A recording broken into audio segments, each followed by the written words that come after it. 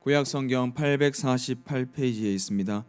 구약성경 사무엘상 23장 1절에서 13절 말씀입니다. 죄송합니다. 447페이지에 있습니다. 우리 한 절씩 교독 후 마지막 절 합독하도록 하겠습니다. 사람들이 다윗에게 전하여 이르되 보소서 블레셋 사람이 그 일날을 쳐서 그 타작 마당을 탈취하더이다 하니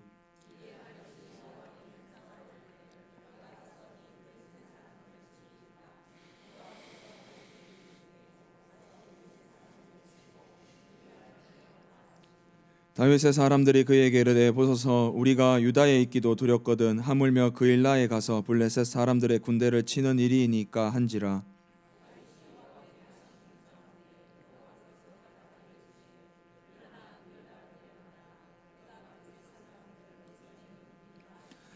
다윗과 그의 사람들이 그 일라로 가서 블레셋 사람들과 싸워 그들을 크게 쳐서 죽이고 그들의 가축을 끌어오니라. 다윗이 이와 같이 그 일라 주민을 구원하니라.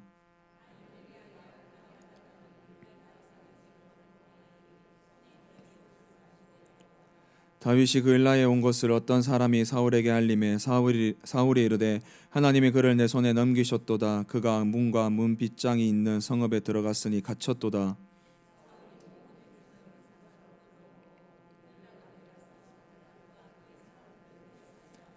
다윗은 사울이 자기를 해하려 하는 음모를 알고 제사장 아비아달에게 이르되 예봇을 이리로 가져오라 하고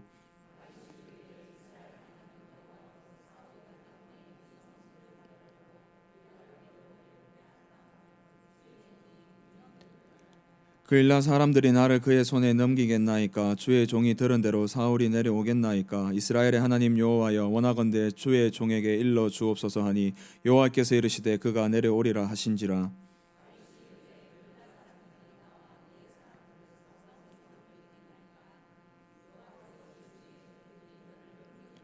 함께 읽겠습니다. 다윗과 그의 사람 600명 가량이 일어나 그 일라를 떠나서 갈 수 있는 곳으로 갔더니 다윗이 그 일라에서 피한 것을 어떤 사람이 사울에게 말하매 사울이 가기를 그치니라.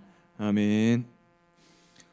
우리가 하나님을 믿게 되면 고속도로처럼 시온의 대로가 활짝 열리고 달려가기를 소망하고 있습니다. 정말 예수님 믿고 잘 되는 삶을 살아가고 싶고 그렇게 되기를 축복합니다. 그런데 정말 우리가 예수님을 믿고 고속도로처럼 쭉쭉 잘 나가는 삶이 살아가고 계십니까? 우리 설 명절에 고속도로처럼 꽉꽉 막힌 인생을 살 때도 있고 아파트에 과속 방지턱이 있는 것처럼 달리다가 멈추고 가는 것이 우리의 신앙생활인 것 같습니다. 만약 내가 선택한 일이라서 고난받으면 그나마 이해가 됩니다.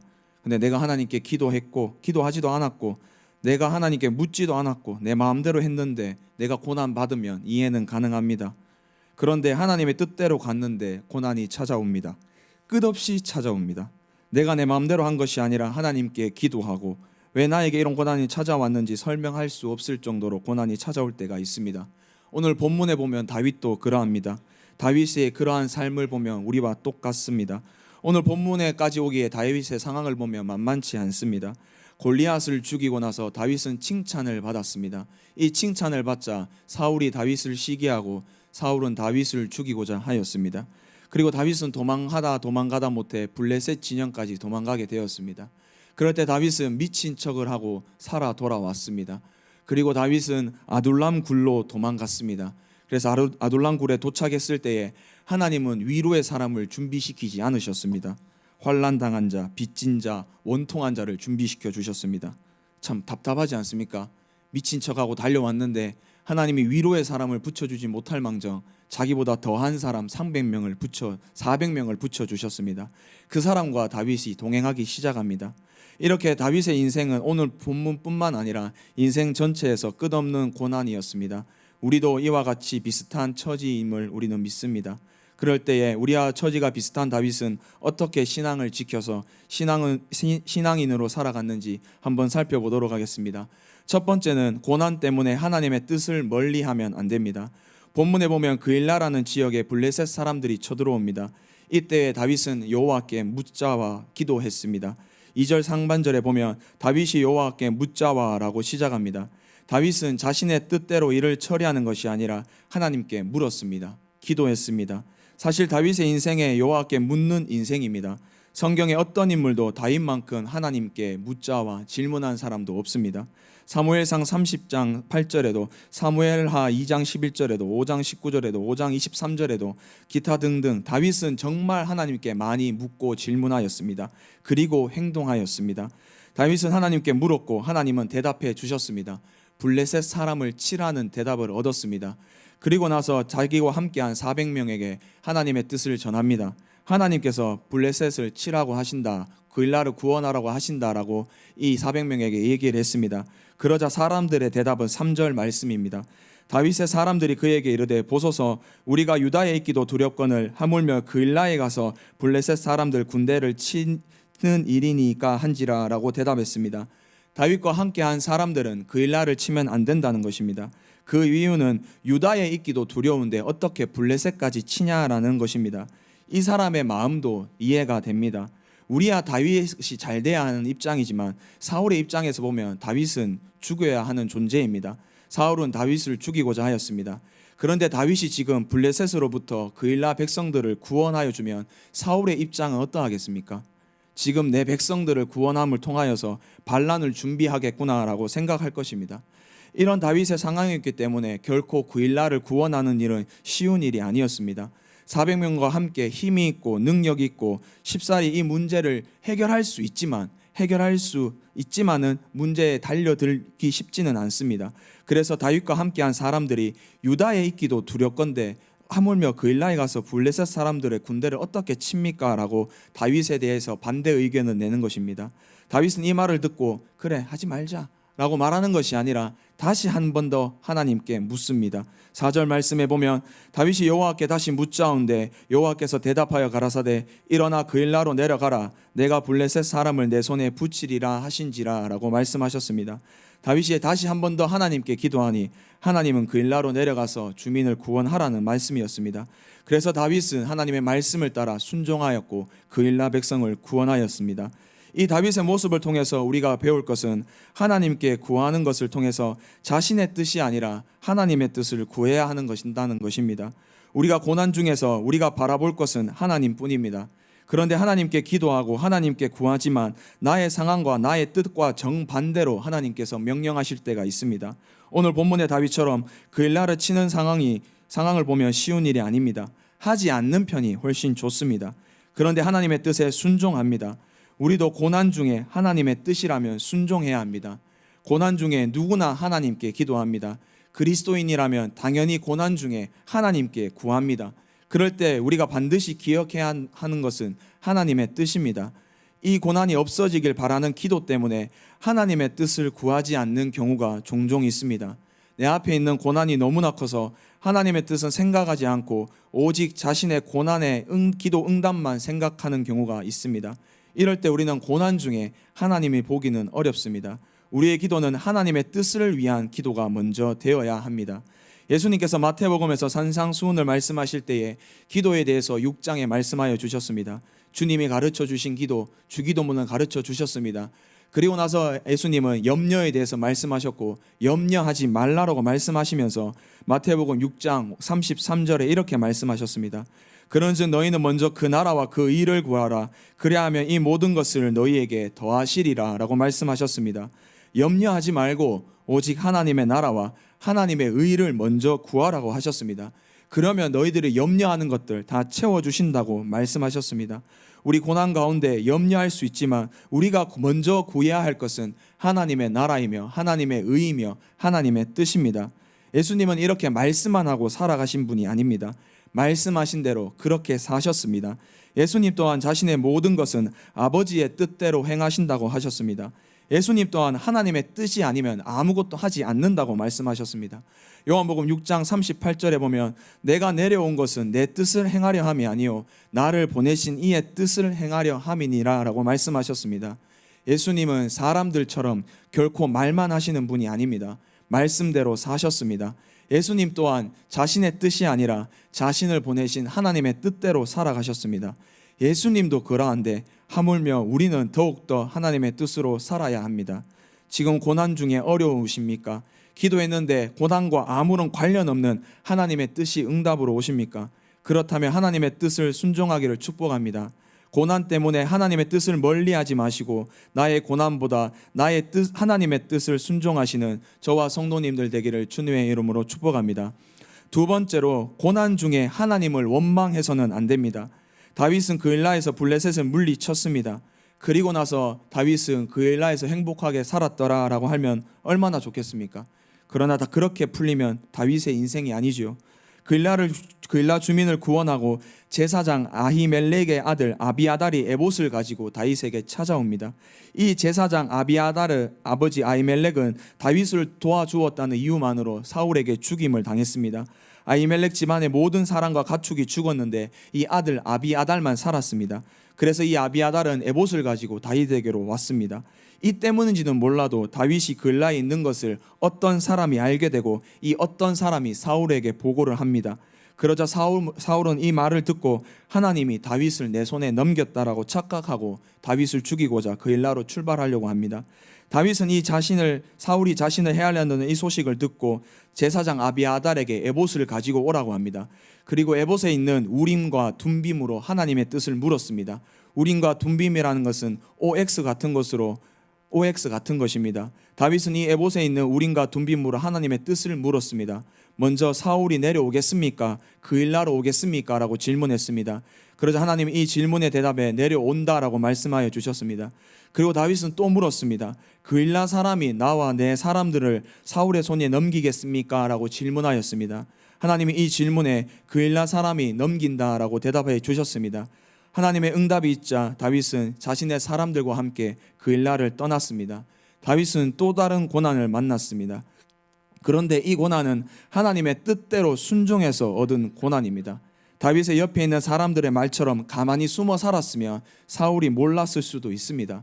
그런데 하나님의 뜻대로 그일라를 구원하라는 말씀을 듣고 그일라를 구원하였다가 사울에게 발각되고 사울 때문에 또 죽을 위치에 서 있게 되었습니다. 다윗이 이렇게 생각할 수도 있었습니다. 하나님 뜻대로만 하지 않았다면라고 생각할 수도 있지만 다윗은 그렇게 생각하지 않았습니다. 그렇게 생각하지 않고 바로 에봇을 가져오라 하고 우림과 둠빔으로 하나님의 뜻을 물었습니다. 이 모습은 출애굽한 이스라엘 백성과 참 다른 모습입니다. 이스라엘 백성들은 바로의 압제에 못 이겨서 하나님께 부르짖었습니다. 그러자 모세를 통해서 이스라엘 백성들을 구원하여 주셨습니다. 구원하고 나서 첫 만나는 관문이 홍해였습니다. 이 홍해 앞에서 이스라엘 백성들은 하나님을 원망하고 불평하였습니다. 하나님께서는 10가지 재앙을 그들의 눈으로 똑똑히 보여주셨습니다. 그럼에도 불구하고 홍해 앞에서 하나님을 원망하고 모세를 원망하고 차라리 거기서 죽었으면 좋겠다라고 얘기를 합니다. 어디 이뿐입니까? 물이 없다고 원망하고 고기 없다고 원망하고 먹을 것 없다고 원망하고 불평하던 자들이 바로 이 이스라엘 백성들입니다. 그러나 오늘 본문의 다윗은 그러하지 않습니다. 내 뜻이 아니라 하나님의 뜻으로 갔는데 또 고난을 당했습니다. 그러지만 다윗은 절망하지 않고 하나님께 다시 묻습니다. 하나님을 원망하지 않습니다. 우리 삶은 한번 돌아보기를 소망합니다. 내가 지금 하나님을 믿을 때보다 더 고난받고 계십니까? 그럴 수 있습니다. 예수님을 믿기 전에 내 모습이 더 잘날 수도 있습니다. 그럴 수 있습니다. 그러나 그럴 때 우리가 기억해야 하는 것은 하나님을 원망해서는 안 됩니다.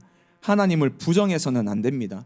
오늘 다윗은 이런 고난 앞에서 결코 하나님을 부정하거나 원망하지 않습니다.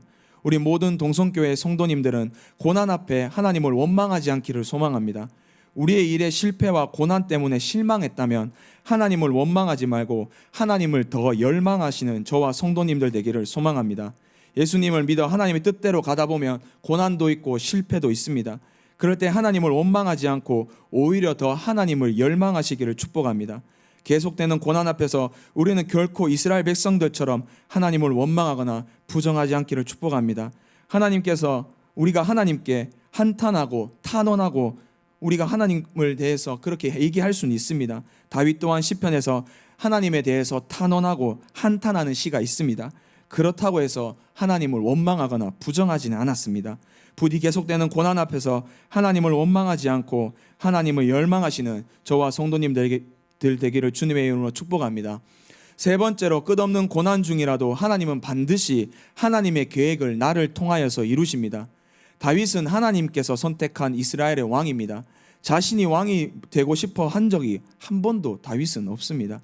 하나님이 선택해서 왕으로 세운 하나님의 계획으로 왕이 된 사람이 이 다윗입니다. 이 다윗은 결국 왕이 되었습니다. 지금 끝없는 고난을 당하고 있지만 결국에는 하나님의 계획으로 왕이 됩니다. 오늘 본문에 보면 아비아달이 다윗에게 에봇을 가지고 옵니다. 아비아달은 대제사장의 아들입니다. 이 에봇은 대제사장이 쓸 수 있습니다.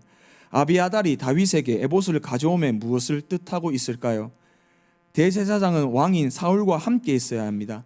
그러나 이제는 사울과 함께 있지 않고 이 대제사장이 다윗과 함께 있습니다. 다윗과 함께 있고 대제사장의 에봇도 다윗과 함께 있습니다. 이 에봇을 사울과 요나단도 한번 사용한 적이 있습니다.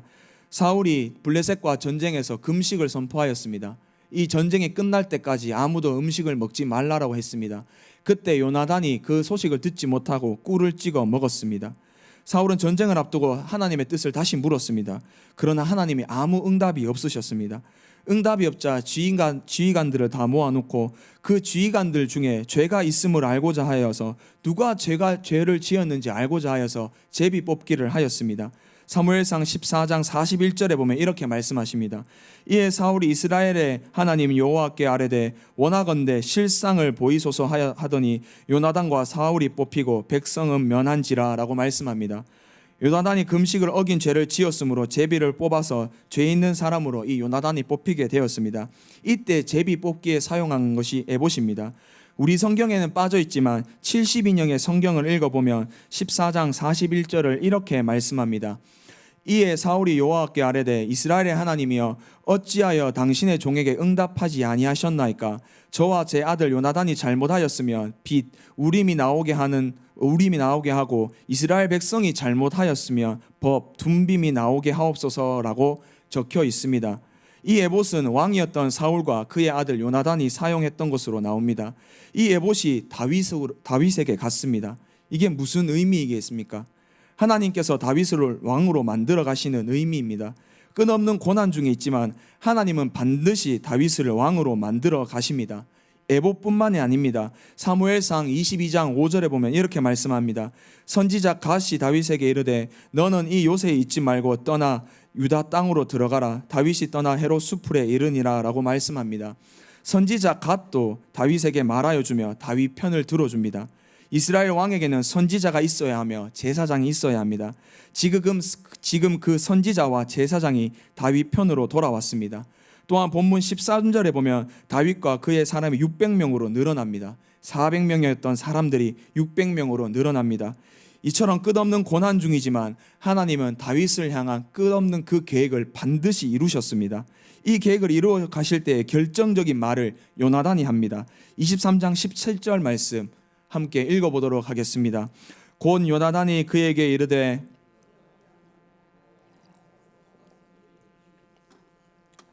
너는 이스라엘 왕이 되고 나는 내 다음이 될 것을 내 아버지 사울도 안다 하니라. 아멘. 사울 다음으로 왕이 다윗이 될 것을 사울도 안다라는 것을 그의 아들 요나단을 통해서 듣습니다. 하나님의 끝없는 고난 중이지만 하나님의 계획은 반드시 이루어 가십니다.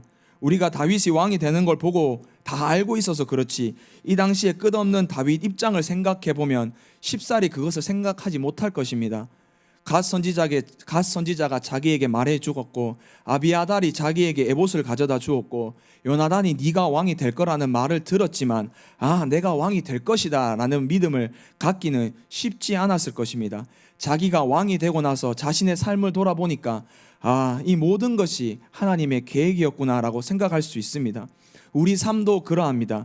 끝없는 고난을 당하고 있는 것 같지만 하나님은 반드시 나를 통해서 이루실 하나님이 계획을 이루십니다.